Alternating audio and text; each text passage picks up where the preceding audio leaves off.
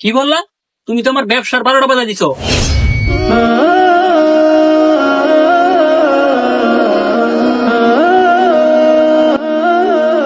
জায়েদ, তুমি এদিকে আসো তো।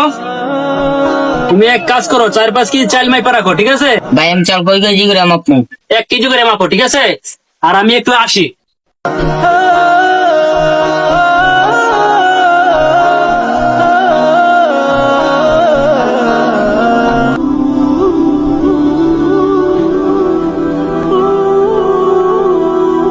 জায়েদ, আমি তো কইছিলাম চাল মাপার কথা, চাল মাপছিলা? ও ভাই মাপছি তো। ঠিক আছে তো, সবগুলা 1 কেজি করে মাপছো তো? আসলে ভাই আমি তো একটা বাম্পার কাম করে নিছি। কি বাম্পার কাম করছো? ভাই আমি তো কেজিতে 50 গ্রাম কম দিছি। কি বললা? তুমি তো আমার ব্যবসার 12টা বাজা দিছো। আমি আবার কি করলাম ভাই? কি করছো মানে? তুমি তো ওজনে কম দিয়া হালাল ব্যবসাটারে হারাম বানাই দিছো। দেখো জাহিদ, সামান্য লাভের আশায় কখনোই আমাদের ওজনে কম দেওয়া উচিত না। কারণ আল্লাহ তাআলা পবিত্র কুরআনুল কারীমে ইরশাদ করেন, তোমরা সঠিক ওজন কায়েম করো এবং ওজনে কম দিও না। তুমি আর কখনোই ওজনে কম দিবে না, ঠিক আছে তো? জি ভাই ঠিক আছে।